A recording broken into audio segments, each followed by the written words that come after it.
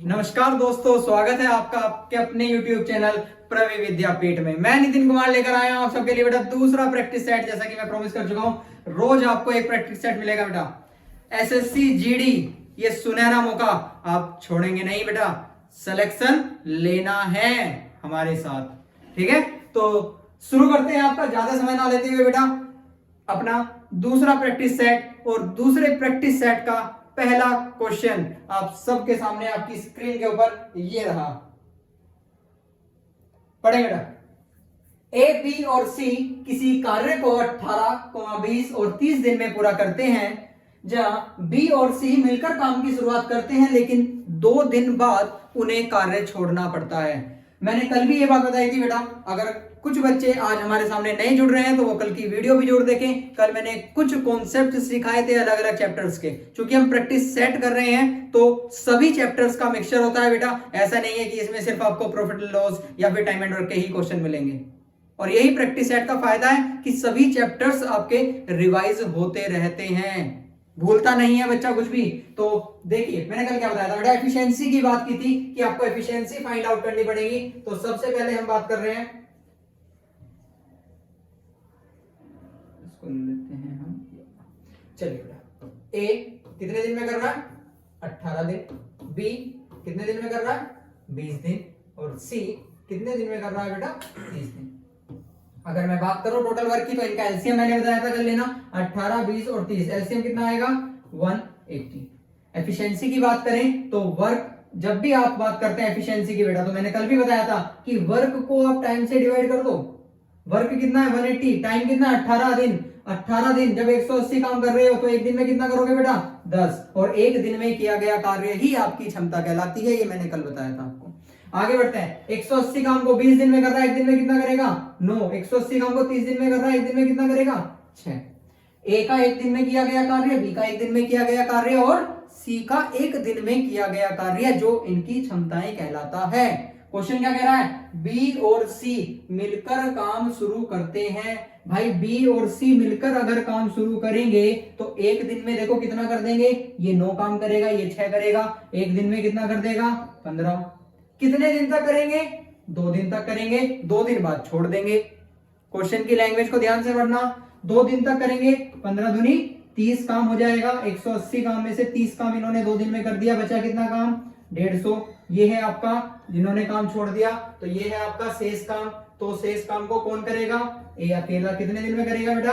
10 दिन में। 150 काम को अगर 10 दिन में कर रहा है तो भाई मेरे, सॉरी 10 की एफिशिएंसी से कर रहा है तो कितने दिन में कंप्लीट कर देगा? 15 दिन। तो ए द्वारा 15 दिन में शेष काम किया जा चुका है। आशा करता हूं पहला क्वेश्चन आप सबको अच्छे से समझ में आ गया होगा। बढ़ते हैं अपने दूसरे क्वेश्चन की ओर। एक व्यापारी किसी वस्तु के अंकित मूल्य पर 10% का बट्टा देता है। बट्टा होता है बेटा डिस्काउंट, छूट जिसे आप बोलते हैं। 10% का बट्टा देता है और यदि वह इस पर 10% का लाभ कमाना चाहे, ये क्वेश्चन कल नहीं आया था इसलिए इसके कॉन्सेप्ट के बारे में बात कर लेते हैं थोड़ा सा बेटा।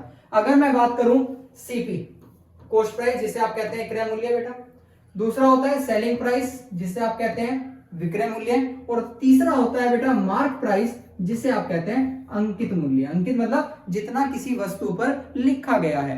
जैसे आप मान लेते हैं कि एग्जांपल ले रहा हूं बेटा, आप मार्केट जा रहे हैं और आप कोई कपड़ा खरीदने जा रहे हैं। मान लो एक शर्ट है, कोई शर्ट आपको खरीदनी है। आप मार्केट में गए, अच्छी सी दुकान पे शोरूम में जाके घुस गए। मार्केट में जाने के बाद आपको शर्ट पसंद आ रही है 1500 रुपए की। समझिएगा ध्यान से, बेरोजगार आदमी हो भाई आप, ठीक है, आपको कोई हक नहीं है 1500 रुपए की शर्ट देखने का, लेकिन पसंद तो आ गई ना, पसंद आ गई, लेनी भी है, क्या करोगे? उस दुकानदार के पास जाओगे, कहोगे भैया कोई डिस्काउंट दे दो, कोई छूट है। तो डिस्काउंट जब आप उससे मांग रहे हैं, ध्यान देना बेटा, अब बेरोजगार आदमी की भोली सी सूरत देख के दुकानदार भी पिघल जाता है। उसने कहा जा तेरे लिए 20% डिस्काउंट। 1500 रुपए जो उस शर्ट पे लिखा था वो उसका क्या था बेटा? Mark price. जस्ट एक एग्जांपल समझा रहा हूं, इस पर आपको 20% का उसने डिस्काउंट दे दिया। जब 1500 रुपए पर 20% का डिस्काउंट देगा, यानी कि 300 रुपए का डिस्काउंट दे दिया, तो आपने वो कितने में खरीदी? तो आप कहेंगे भैया 1200 रुपए। हालांकि 1200 भी जाते हैं आप लोगों के लिए, तो है ना, हंस रहे हैं, बताओ। तो ये 1200 रुपए क्या आया बेटा? ये आया आपका selling price. 1500 mark price, discount के बाद जो निकल के आया 1200 वो क्या है, सेलिंग प्राइस। अब सेलिंग प्राइस 1200 रुपए है बेटा, क्या उस दुकानदार ने इस 1200 में ही इसे खरीदा होगा? ऐसा तो बिल्कुल भी नहीं है। आप कितना भी बुरा मुंह बना लो, दुकानदार अपने घर से तो देने का नहीं। ठीक है, मैं आशा करता हूं कि उसने ये चीज कम से कम भी अगर खरीदी होगी, कम से कम तो भाई 1000 रुपए की तो खरीदी ही होगी, 200 रुपए तो वो कमाएगा ही कमाएगा आपसे। अब एक चीज ध्यान देना बेटा, ये 1000 क्या है, सीपी। अगर मैं आपसे पूछूं कि उसने कितना प्रॉफिट कमाया तो आप कहेंगे 200 रुपए। भाई 1000 रुपए की चीज को कितने में बेच दिया उसने, 1200 रुपए में। कितना प्रॉफिट कमाया, 200। तो एक चीज यहां पर बताना बेटा, सीपी पर प्रॉफिट के बाद क्या निकल के आया, एसपी। ध्यान देना, सीपी पर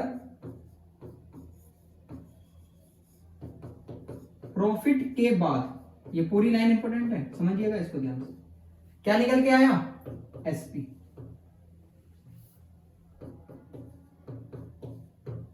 ठीक है, इससे पहले जो मैंने बात की थी, एमपी पर डिस्काउंट दिया मैंने 20% का, उसके बाद जो पैसा मिला वही क्या कहलाएगा, एसपी। यानी कि मैंने यहां पर इसको लिख दिया, एमपी पर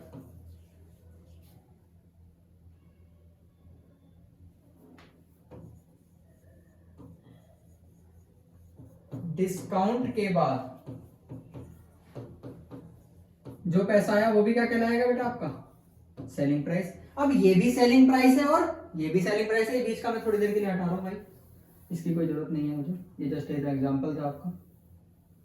देखिए ध्यान से, सीपी पर प्रॉफिट के बाद भी सेलिंग प्राइस आया और एमपी पर डिस्काउंट के बाद भी सेलिंग प्राइस आया, यानी कि दोनों कंडीशन में ये कैसे है बेटा, सेम है। और अगर ये दोनों सेम है तो भाई ये दोनों भी आपस में कैसे होंगे, सेम। तो एक रिलेशन बन जाता है, बहुत इंपॉर्टेंट रिलेशन है बेटा। अगर कभी भी डिस्काउंट का क्वेश्चन आता है तो 95% क्वेश्चंस आप इस रिलेशन से कर सकते हैं, जो मैं आपको बताने जा रहा हूं। सीपी पर प्रॉफिट या लॉस, लॉस हालांकि बहुत कम होता है, लेकिन मैं पूरा आपको बता रहा हूं। सीपी पर प्रॉफिट या लॉस के बाद जो पैसा आता है भाई, वो हमेशा बराबर होता है एमपी पर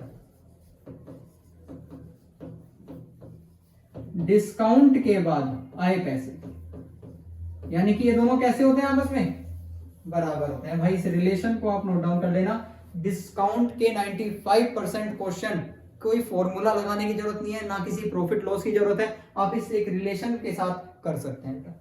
सीपी पर प्रॉफिट या लॉस के बाद जो पैसा होता है वो एमपी पर डिस्काउंट के बाद आए पैसे के बराबर होता है हमेशा। आगे बढ़े, चलिए ध्यान देना बेटा। अब इस क्वेश्चन पे आते हैं। एक व्यापारी किसी वस्तु के अंकित मूल्य पर 10% का बट्टा देता है।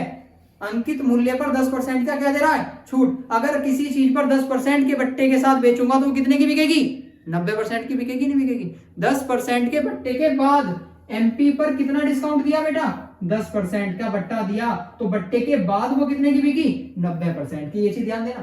तो एमपी पर 90% बराबर होगा, वो मैंने इधर लिख दिया, कोई फर्क नहीं पड़ता। सीपी पर प्रॉफिट या लॉस, अरे इसका सीपी कितना है भाई, क्रय मूल्य कितना है, 900 रुपए। तो सीपी पर प्रॉफिट कितना हो रहा है, 10%। और 10% के लाभ पर कोई चीज अगर मैं बेच रहा हूं तो 10% के लाभ के बाद वो 110 की ही तो बिकेगी, तो इनटू में 110%। बस अगर प्रॉफिट है 100 में जोड़ दो, डिस्काउंट है 100 में से घटा दो। अरे डिस्काउंट में पैसा कम होता है तो 100 में से घटा दिया, प्रॉफिट है तो 100 में जोड़ दिया, खत्म। परसेंट से परसेंट खत्म, 90 से 10 बार कट गया, और 110 की 10 में गुना करूंगा तो भाई एमपी कितना आ गया इसका, 1100 रुपए। अंकित मूल्य ही आपसे पूछा था,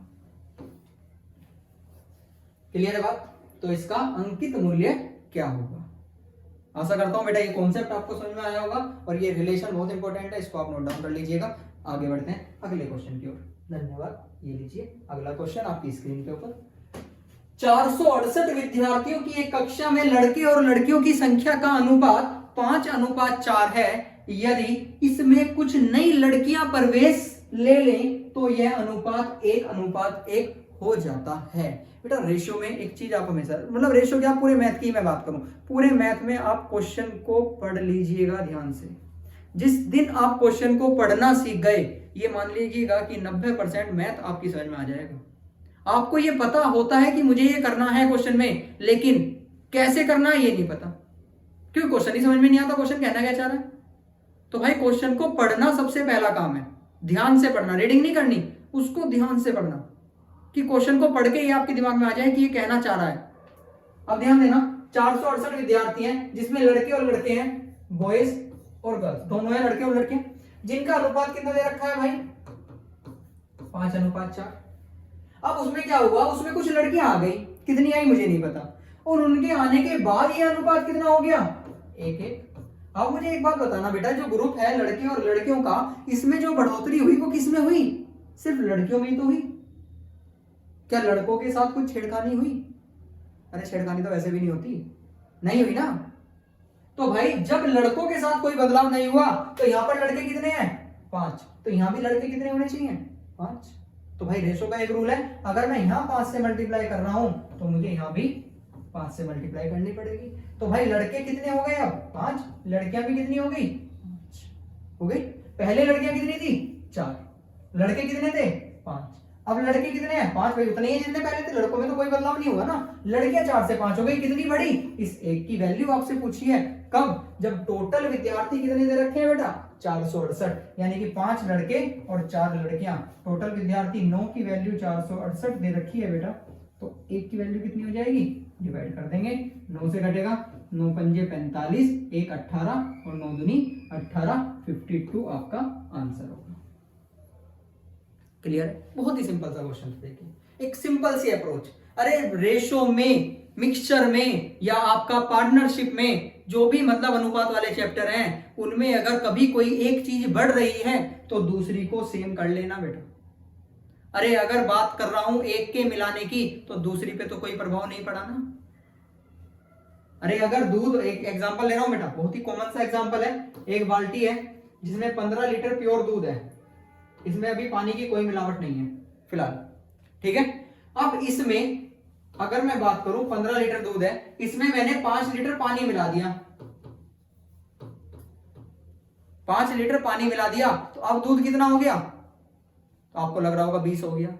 अरे गधे हो क्या, नहीं भाई 15 लीटर दूध है तो दूध में अगर मैं पानी मिलाऊंगा तो 5 लीटर पानी मिलेगा, ना कि दूध। दूध आज भी 15 ही रहा, 5 पानी हो गया, तो मिक्सचर कितना हो जाएगा 20 लीटर, और ये कहलाएगा आपको दूध और पानी का मिश्रण।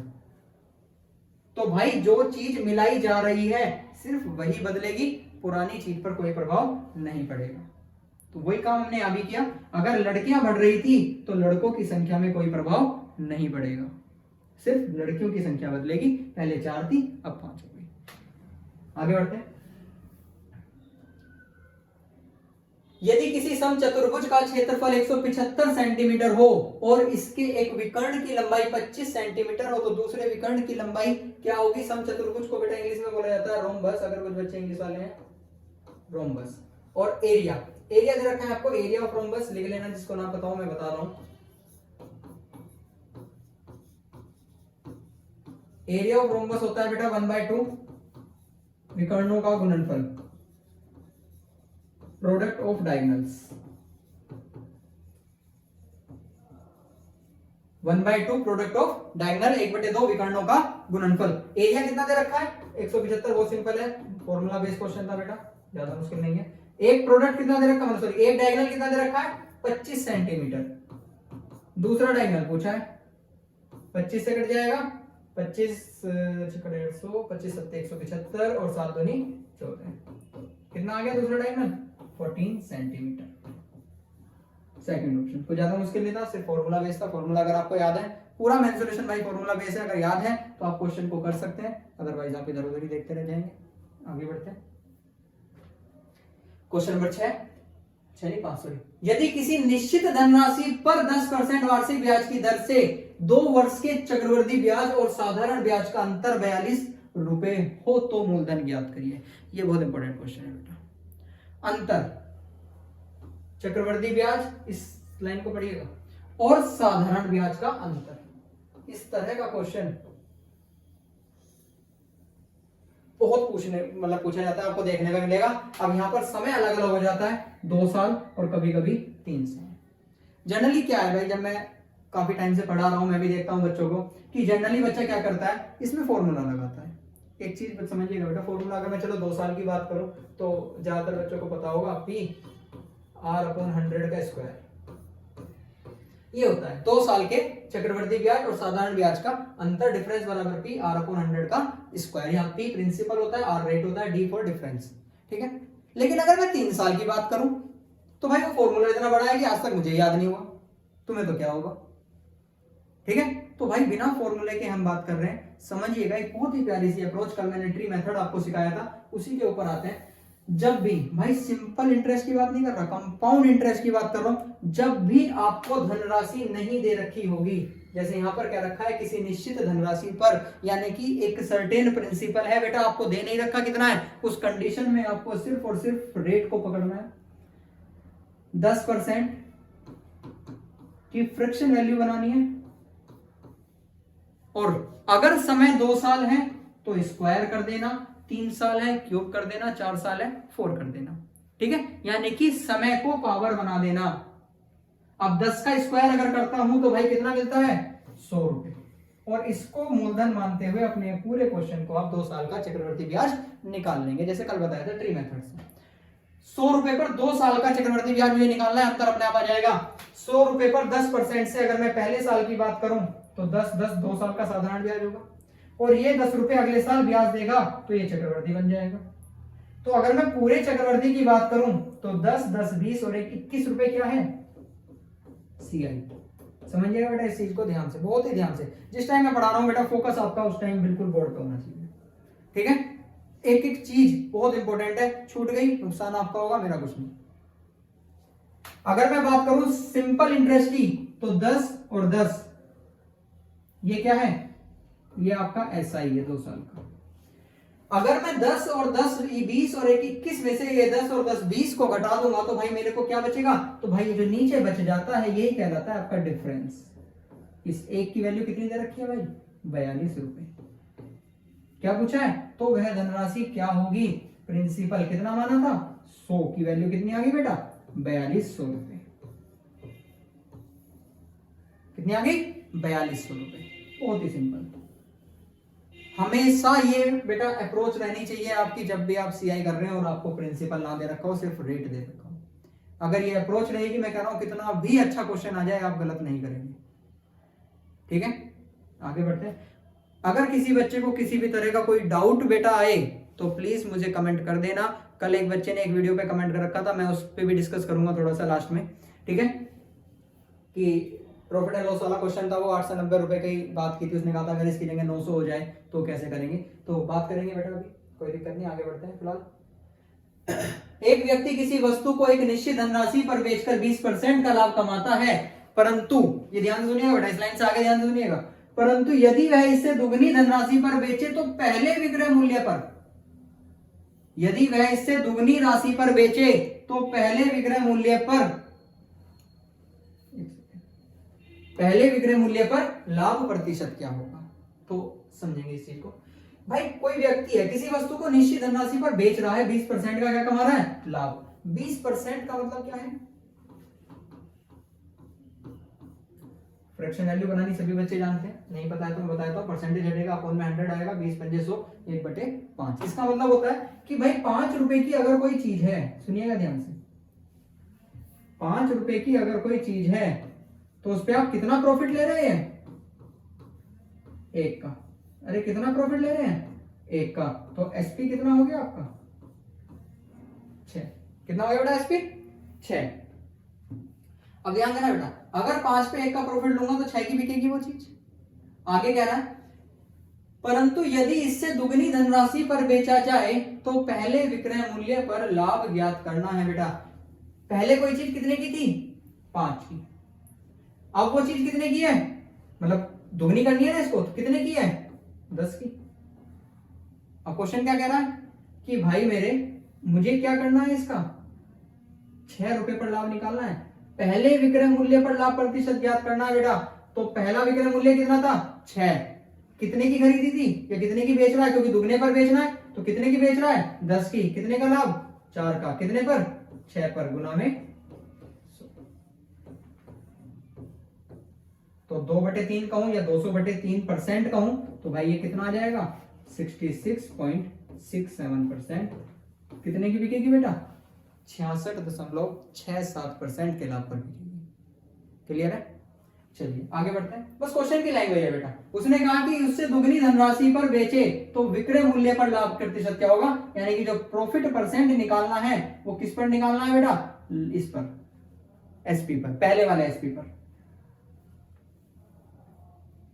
किसी वस्तु को 72 रुपए में बेचने पर 10% की हानि होती है, इसे किस मूल्य पर बेचा जाए कि लाभ 5% हो जाए। पहले वो कितने में बिक रही है बेटा 72 रुपए में, कितने परसेंट की हानि 10% की हानि, यानी कि बेटा ये कितने परसेंट की बिकेगी चीज, अगर 100 पे 10% की हानि है तो भाई वो 90 की तो बिक रही होगी, लाभ है तो 110 की बिकेगी, हानि है तो 90 की बिकेगी। और वो कितने रुपए में बिक रही है 72 में। अब वो कह रहा है कि भाई यदि लाभ 5% हो जाए तो कितने की बिकेगी, 5% का मतलब 100 की चीज कितने परसेंट पे बिक रही है 105, तो भाई 105 की वैल्यू आपसे पूछी है, लेकिन उससे पहले आप 1 की वैल्यू यहां से निकालेंगे तो कितना आएगा भाई 72 और बटे में 90, और 105 की पूछी है तो इंटू में 105। ये बेटा यूनिटरी मेथड है, ये सीख जाना जरूर अगर मैथ सीखना है। यूनिटरी मेथड पूरे अर्थमेटिक में काम आएगा आपके लिए, ठीक है। और मैं लगातार कराऊंगा तो ये पक्की बात है कि आप एक दिन तो सीख ही जाएंगे, अपने एग्जाम से पहले तो सीख ही जाएंगे। 9 8 72, 9 दाम 90, 5 दूनी 10, कट गया 21 बार, और ये कट जाएगा 4, तो 21 इंटू 4 कितना आ गया बेटा 84। तो कितने रुपए पर बेचने पर 5% का लाभ होगा 84। अगर यहाँ पर ये क्रय मूल्य पूछ लेता, ये लाइन ना लिखता कि 5% का लाभ हो जाए, कि पूछता कि इसका क्रय मूल्य बताओ, तो बेटा 100 की वैल्यू निकाल लेते, फिर यहाँ पे 100 आ जाता। कितना आ जाता 100, तो 20 चौक 80 रुपए इसका क्रय मूल्य आ जाता। कोई दिक्कत? चलिए आगे बढ़ते हैं। Very good.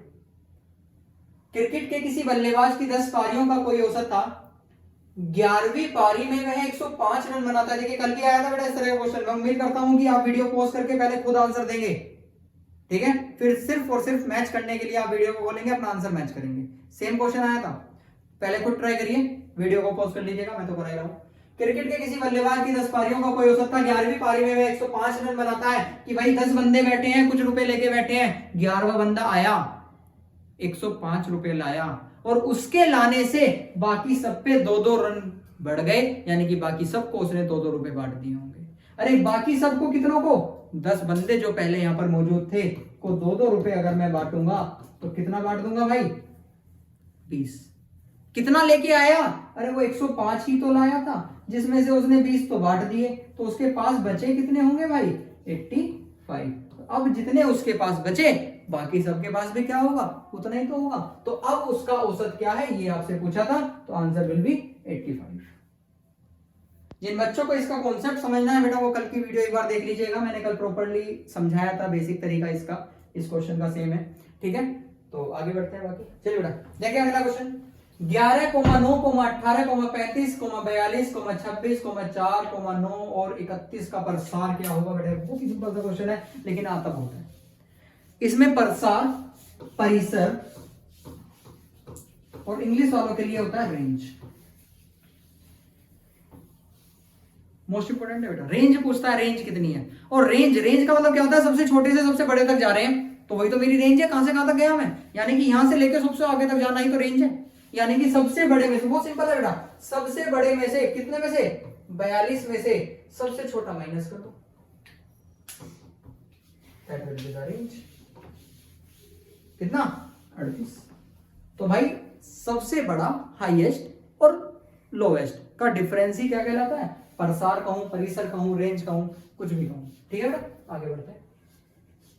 एक छात्र अपने घर से स्कूल की ओर 8 किलोमीटर प्रति घंटे की चाल से जाता है, कल भी आया था इस तरह का क्वेश्चन, तो देखेंगे ध्यान से, और 30 मिनट देरी से स्कूल पहुंचता है। इस पे कॉन्सेप्ट पे थोड़ी सी बात करता हूं बेटा, कि अगर ध्यान देना, अगर एक आदमी है या 2 आदमी है किसी दूरी को पार कर रहे हैं, एक आदमी भी अगर इसी दूरी को 2 बार पार कर रहा है, जैसे एक बार गया और एक बार आया, यानी कि कहने का मतलब मेरा सिर्फ इतना सा है कि भाई अगर आपकी डिस्टेंस इक्वल है, चाहे तो इसी रास्ते को 2 बार पार कर लो, चाहे एक बार जाओ एक बार आ जाओ, चाहे इसी रास्ते पे 2 अलग अलग बंदे जाओ, डिस्टेंस कैसी होनी चाहिए सेम। अगर आपकी दूरी बराबर है, डिस्टेंस आर सेम, तो भाई मेरे स्पीड का जो रेशियो होगा वो हमेशा ध्यान रखना बेटा टाइम का उल्टा होगा। स्पीड का रेशियो टाइम के रेशियो का उल्टा होगा। देखते हैं कैसे होगा। अब क्वेश्चन की बात करें कि एक छात्र अपने घर से स्कूल की ओर 8 किलोमीटर प्रति घंटे की चाल से जाता है। एक छात्र है, ये इसका घर है, ये इसका स्कूल है, पहले जा रहा है 8 किलोमीटर प्रति घंटे की चाल से और 30 मिनट लेट पहुंच रहा है। 30 मिनट लेट पहुंच रहा है भाई। अब लेट पहुंच रहा है तो मास्टर जी ने बजा दिया, पिट गया बेचारा जाके स्कूल में, क्या करेगा। अगले दिन वह अपनी चाल को 12 किलोमीटर प्रति घंटा कर देता है। अब पिटाई हो तो भैंस सैनी बस की नहीं है बेटा। तो अगले दिन उसने अपनी स्पीड को क्या कर दिया, 12 किलोमीटर प्रति घंटा, जिस कारण वह अपने स्कूल बिल्कुल टाइम पर पहुंचता है, ऑन टाइम। आप मुझे एक बात बताइएगा बेटा, पहले वो 8 की चाल से जा रहा था, अब वो 12 की चाल से जा रहा है, तो ये तो होगी स्पीड का रेशियो। क्योंकि डिस्टेंस इक्वल है तो भाई टाइम इसका उल्टा हो जाएगा, तो भाई 12 8 हो जाएगा और ये क्या हो जाएगा आपका टाइम का रेशियो। उल्टा कर दिया, 4 से कट रहा है, काट दिया। अरे 8 की चाल से जाएगा तो 3 समय लेगा, 12 की चाल से जाएगा तो 2 समय लेगा। कितना समय अपना बचाएगा, 1 बचाएगा। और इस 1 की वैल्यू क्वेश्चन में कितने मिनट दे रखी है बेटा, 30 मिनट, क्योंकि 30 मिनट बचा लिए ना उसने अपने, पहले 30 मिनट लेट जा रहा था, अब ऑन टाइम है, तो कितने मिनट, 30 मिनट बचा रहा है। अब डिस्टेंस पूछिए, चाहे इन दोनों से निकाल लो, चाहे इससे निकाल लो, किसी से भी निकाल सकते हो, डिस्टेंस दोनों में सेम है बेटा। अगर मैं यहां से बात करूं तो इस 2 की वैल्यू कितनी आ गई, 60 मिनट या 1 घंटा, समझिएगा बेटा। यानी कि 2 की वैल्यू कितनी आ गई, 60 मिनट या 1 घंटा, यानी कि वो 1 घंटे तक चलेगा इस कंडीशन में। कितने की चाल से, 12 किलोमीटर प्रति घंटे की चाल से। अरे 12 किलोमीटर प्रति घंटे की चाल से अगर मैं 1 घंटे तक चलूंगा तो कितना दूर चल दूंगा, 12 किलोमीटर। डी ऑप्शन क्लियर है। चलिए आगे बढ़ते हैं बेटा, वेरी गुड। एक आयताकार खेत की लंबाई 1200 मीटर और चौड़ाई 500 मीटर है। यदि इस खेत के विकर्ण के साथ एक रास्ता बनाया जाता है बेटा, फिर मैं कह रहा हूं लैंग्वेज समझना। एक आयताकार खेत है, ये एक आयत है बेटा, जिसकी लंबाई 1200 मीटर और चौड़ाई 500 मीटर है। इसके विकर्ण के साथ एक रास्ता बनाया जाता है, यानी कि रास्ता आपका कुछ इस तरह का बनेगा बेटा। ये होगा इसका रास्ता जो इसके विकर्ण के साथ बना है। इस रास्ते को 25 रुपए मीटर की दर से बनाने का खर्च कितना होगा। 25 रुपए मीटर की दर से इस रास्ते को बनाने का क्या पूछा है आपसे, खर्च। अब आपको पहले इस रास्ते की लंबाई तो चाहिए भाई, कितना लंबा आपको रास्ता बनाना है। और विकर्ण है, अगर मैं बात करूं, ये एक आपका राइट एंगल ट्राइंगल बन जाएगा, समकोण त्रिभुज है, जिसमें ये आपका लंब और ये आपका आधार है। अरे है,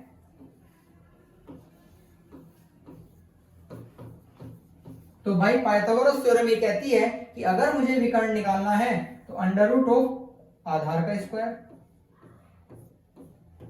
प्लस लंब का स्क्वायर।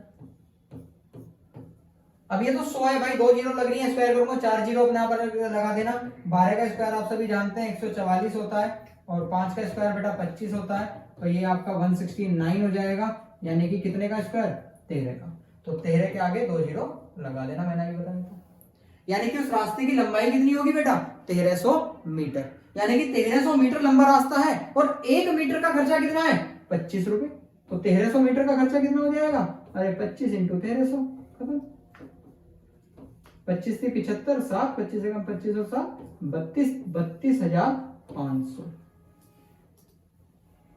क्लियर है। चलिए बढ़ते हैं बेटा अगले क्वेश्चन की। वह सबसे छोटी पूर्ण घन संख्या क्या होगी जो 5, 10 तथा 15 से पूर्णतया विभाजित हो जाए। विभाजित हो जाए, समझिएगा बेटा ध्यान से। एक छोटी सी बात कर लेता हूं मैं आपसे। बात है आपके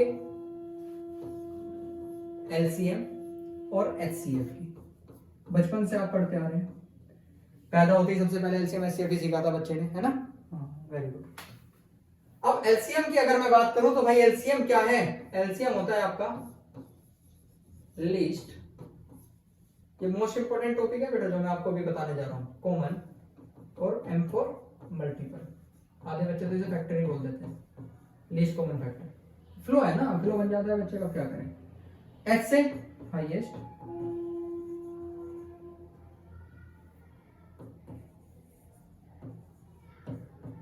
कॉमन फैक्टर। अब ध्यान देना, मोस्ट इंपोर्टेंट चीज आपको मैं बताने जा रहा हूं बेटा, एलसीएम होता है आपका लीस्ट कॉमन मल्टीपल, एचसीएम होता है आपका हाईएस्ट कॉमन फैक्टर। अब हाईएस्ट बड़े से बड़ा सभी जानते हैं बच्चे, लीस्ट मतलब छोटे छोटा, कॉमन मतलब जो दोनों में हो समान, ठीक है। लेकिन दो वर्ड आप सबके सामने यहाँ लिख के दिखाई दे रहे हैं, मल्टीपल और एक फैक्टर। अगर मैं हिंदी में बात करूं तो मल्टीपल को बोला जाता है बेटा गुणज, फैक्टर को बोला जाता है गुणनखंड।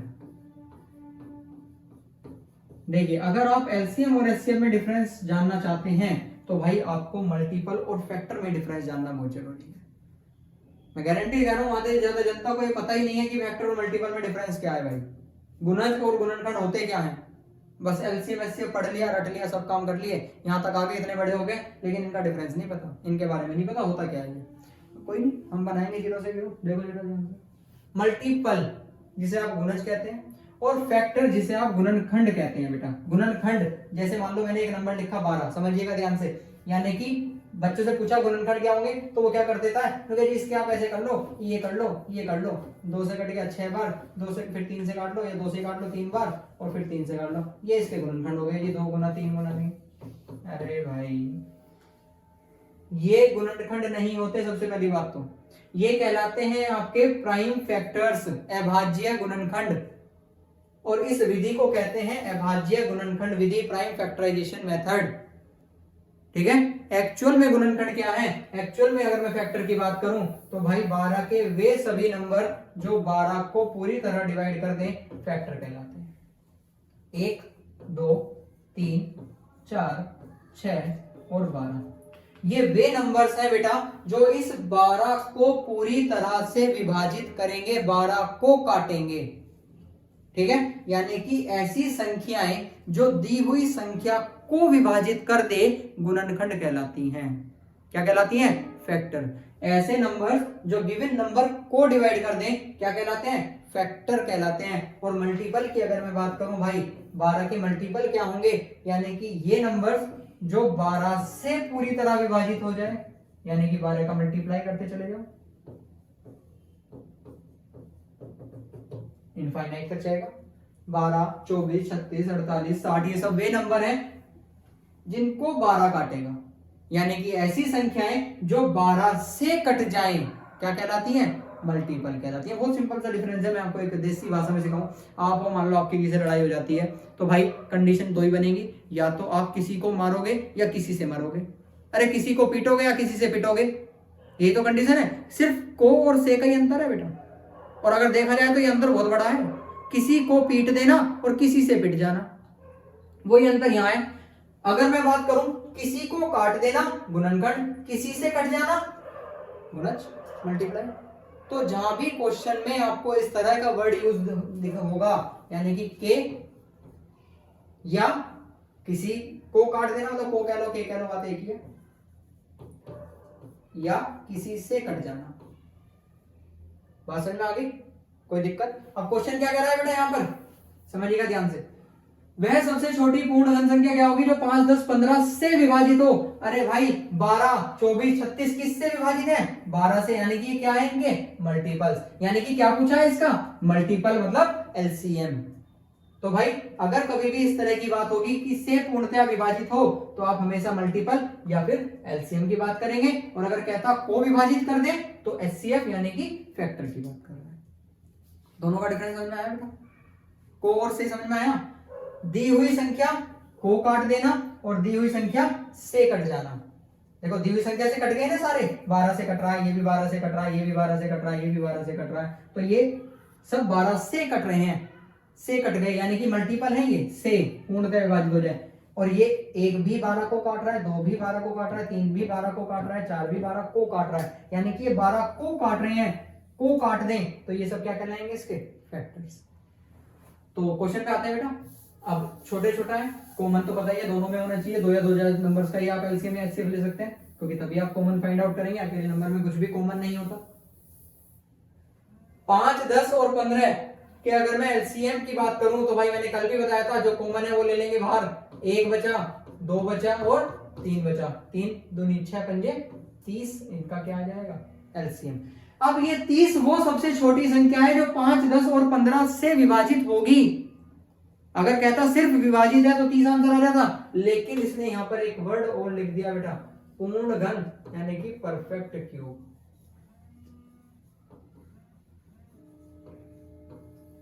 परफेक्ट क्यूब भी होनी चाहिए। और क्यूब का मतलब क्या है बेटा कि आप क्यूब कब बनाते हैं, जब किसी भी संख्या की 3 बार आपस में क्या हो जाए, गुना हो जाए, तभी तो क्यूब बनता है।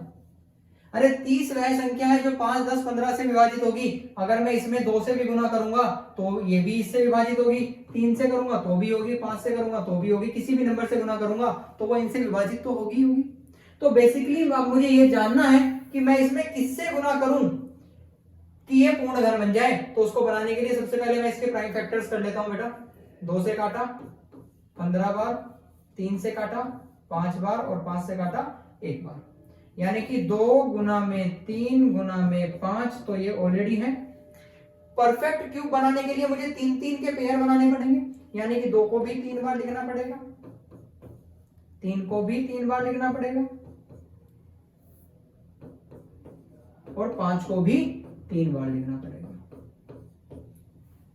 ठीक है भाई, तो देखो क्या आएगा आंसर, 5 दूनी 10, 5 दूनी 10, 5 दूनी 10, 3 3 होती है 27 के आगे 3 बार 10 चिपका दो, आंसर विल बी 27,000।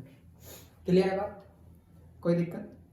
तो मैंने 2 चीज यहाँ पे आपको बता दी बेटा अभी, पर पूर्णतया विभाजित हो जाएगा मतलब मल्टीपल्स लेने, मल्टीपल का मतलब एलसीएम निकालना है, ठीक है। और परफेक्ट क्यूब कैसे बनाते हैं कि आप सबसे पहले उस नंबर का प्राइम फैक्टराइजेशन मेथड करेंगे और जो भी उसके प्राइम फैक्टर्स निकल के आएंगे उनके 3-3 के आप जोड़े बना देंगे।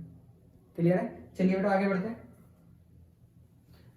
यदि किसी विद्यालय के छात्र और छात्राओं की संख्या का अनुपात, यानी कि छात्र मतलब मेल और छात्राएं मतलब फीमेल, 1:2 है, इसमें से 10 छात्र और 10 छात्राएं विद्यालय छोड़ दें, यानी कि दोनों ही कंडीशन में बेटा बराबर जा रहे हैं।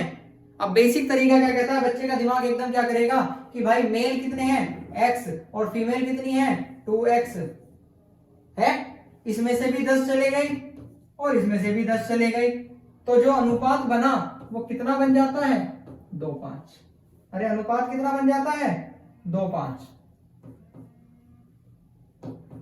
ठीक है, अब ध्यान देना क्रॉस मल्टीप्लाई जब मैं करूंगा तो 5x माइनस 5 दाम 50 बराबर 2 दूनी 4x माइनस 10 दूनी 20, तो 4x इधर आके माइनस का हो जाएगा तो भाई x बराबर 50 उधर जाके प्लस का हो जाएगा, तो 50 माइनस 20 इट विल बी 30, यानी कि x की वैल्यू कितनी आ गई 30। मेल कितने हैं 30 और फीमेल कितने हैं 2x थे, यानी कि 30 दूनी 60, तो टोटल कितने हो गए 90। ये तो बेसिक तरीका है, ठीक है, x मान के ताकि बच्चे का एकदम दिमाग चलता है, कल भी मैंने कहा था। अब अप्रोच कॉम्पिटिटिव एग्जाम्स की क्या रहनी चाहिए बेटा इन क्वेश्चंस में, तो ध्यान देंगे। ये मैं मिटा रहा हूं, हमेशा ध्यान देना बेटा, रेशो में भी आपको इस चीज की जरूरत पड़ेगी। कुछ मेल गए कुछ फीमेल गए, यदि जाने वालों में दोनों की संख्या इक्वल है बेटा, 10 मेल 10 फीमेल गए, तो रेशो का डिफरेंस हमेशा कैसा होना चाहिए सेम। अगर सेम नहीं है, यहाँ पर 1 का अंतर है, यहाँ पर 3 का अंतर है, अगर सेम नहीं है तो अंतर को सेम करना पड़ेगा बेटा, नीचे वालों के डिफरेंस से ऊपर मल्टीप्लाई कर दो और ऊपर वाले के डिफरेंस से नीचे मल्टीप्लाई कर दो।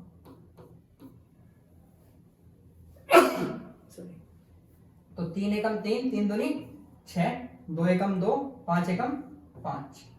पहले 3 लड़के थे 6 लड़कियां थी, 1:2 का अनुपात है। अब 2 लड़के रह गए 5 लड़कियां रह गई, 2:5 का अनुपात है। देखो कंडीशन बिल्कुल सेम है, यहाँ भी 1 की कमी हुई, यहाँ भी 1 की कमी हुई, और इस 1 की कमी कितने बच्चों की वजह से हुई, क्योंकि 10 लड़कियां गई हैं, तो 1 की वैल्यू 10 आ गई। पहले 3 लड़के 6 लड़कियां, टोटल कितने गए 9, तो 9 की वैल्यू कितनी आ गई बेटा 90, तो आंसर विल बी 90। क्लियर है बात अपनी सी? आशा करता हूँ ये चीजें समझ आ गई होंगी। नेक्स्ट क्वेश्चन की तरफ चलते हैं, आइए। 2 नल ए और बी किसी टंकी को क्रम से 20 मिनट और 30 मिनट में भरते हैं, दोनों को एक साथ खोल दिया जाता है, फिर कुछ समय बाद ए को बंद कर दिया जाता है। जिस कारण टंकी कुल 18 मिनट में भर जाती है। देखिएगा ध्यान से बेटा, time and pipe and system का ये क्वेश्चन है, टाइम एंड वर्क की तरह ही है बिल्कुल, एफिशिएंसी यहाँ भी निकालने हैं, कल भी कराया था इस तरह का क्वेश्चन, तो ज्यादा दिक्कत होनी नहीं है आपको।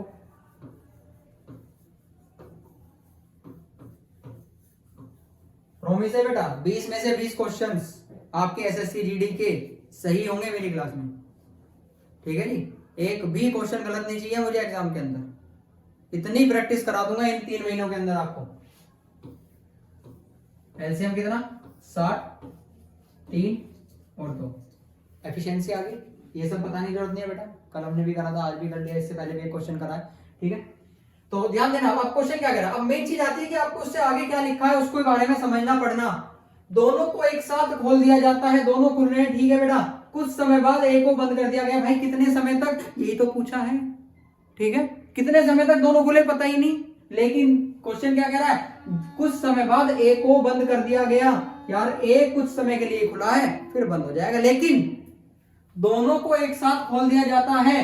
बी को स्टार्टिंग में ही खोल दिया था और सिर्फ ए को बंद करा है, बी को नहीं छेड़ा, यानी कि बी स्टार्टिंग से लास्ट तक काम कर रहा है, और कितनी देर तक, 18 मिनट तक, यानी कि 18 दूनी 36 काम अकेले बी ने करा होगा बेटा 2 की एफिशिएंसी से 18 मिनट में।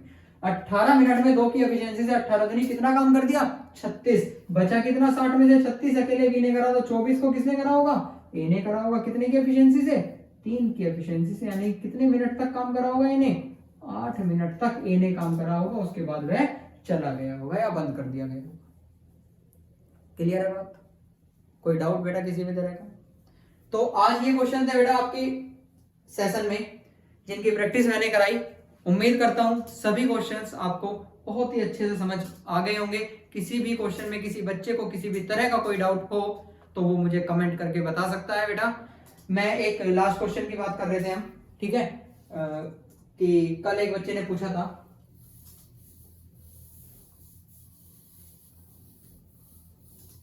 तो मैंने उसमें एक बात कही थी बेटा, अगर आपने ध्यान से सुना हो, एक बच्चे ने डाउट पूछा तो मैं उसको थोड़ा सा क्लियर कर देता हूं। मैंने उसमें एक चीज बताई थी कि आप जो प्रॉफिट ले रहे हैं वो या तो आप वस्तुओं के रूप में लो, जैसे मैंने शायद कल मार्कर का एग्जांपल लिया था कि 10 मार्कर लाया था, 8 बेच दिए, 2 मार्कर मेरे बच गए, ठीक है, तो मैंने मार्कर में लाभ लिया, या फिर मैं पैसे में लूं, ठीक है, तो मेरे परसेंटेज पे कोई फर्क नहीं पड़ेगा।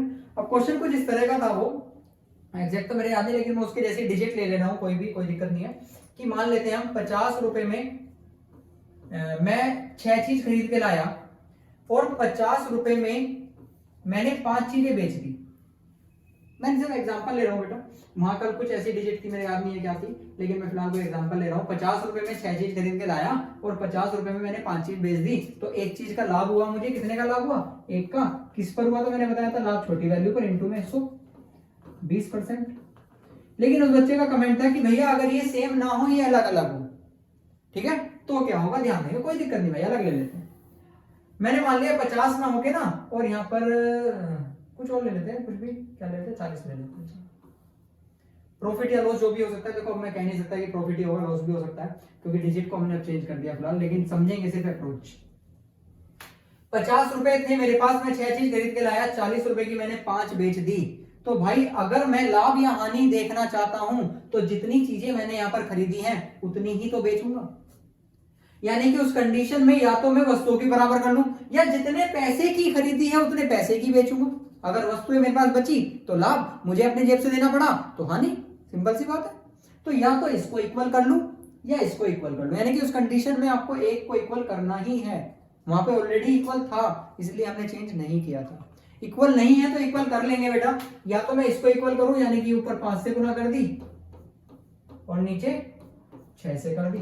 अब रेशो का रूल है भाई, इधर करेंगे भाई, अगर 50 की 6 हैं तो 30 चीजें 250 की तो होंगी, यानी कि अगर मैं यहाँ 5 से गुना कर रहा हूँ तो यहाँ भी तो करूंगा, यानी कि मैंने 250 रुपए खर्च किए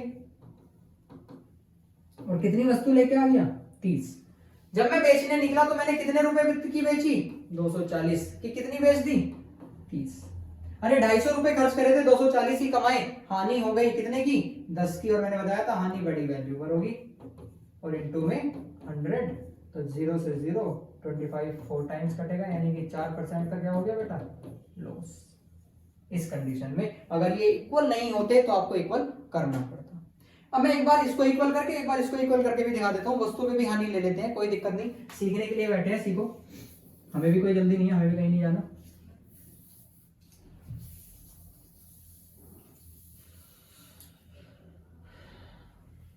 छोटी ले लेते हैं। चलिए क्वेश्चन था आपका 50 रुपए की 6 थी और 40 रुपए की आई थिंक 5 थी। इस बार मैं इसको इक्वल नहीं करना, इनको कर देते हैं। 50 और 40 को इक्वल कर दो, इनका एलसीएम ले लो 200, यहाँ पर 4 से मल्टीप्लाई कर लेंगे 200 बनाने के लिए, और यहाँ पर 5 से मल्टीप्लाई कर लेंगे 200 बनाने के लिए। तो भाई मैंने 200 रुपए खर्च करे और मैं 24 वस्तुएं लेके आया खरीद के। मैंने 200 रुपए खर्च करे या 200 मिले मुझे, तो मुझे 25 वस्तुएं देनी पड़ी। अरे मैं खरीद के 24 लाया था, 25 मेरी जेब से चली गई, एक वस्तु तो मेरी जेब से ही गई है, यानी कि एक वस्तु का मुझे क्या हो गया, नुकसान हो गया। कितने पर, बड़ी वैल्यू पर। कल बताई थी ये बात, इंटू में 100 जब हम करेंगे तो कितना परसेंट आ गया बेटा, 4%। तो चाहे तो आप इसको इक्वल कर लो, चाहे आप इसको इक्वल कर लें, आपके परसेंटेज पे कोई फर्क नहीं पड़ेगा। आई थिंक उस बच्चे को जिसने भी ये कमेंट किया था समझ आ गई होगी बात। ठीक है, अगर आ गई हो तो इस वीडियो में वो कमेंट करके मेरे को बता दे। तब तक के लिए धन्यवाद। आप वीडियो अगर पसंद आई हो तो भाई चैनल को सब्सक्राइब और वीडियो को लाइक जरूर कर दीजिएगा। धन्यवाद।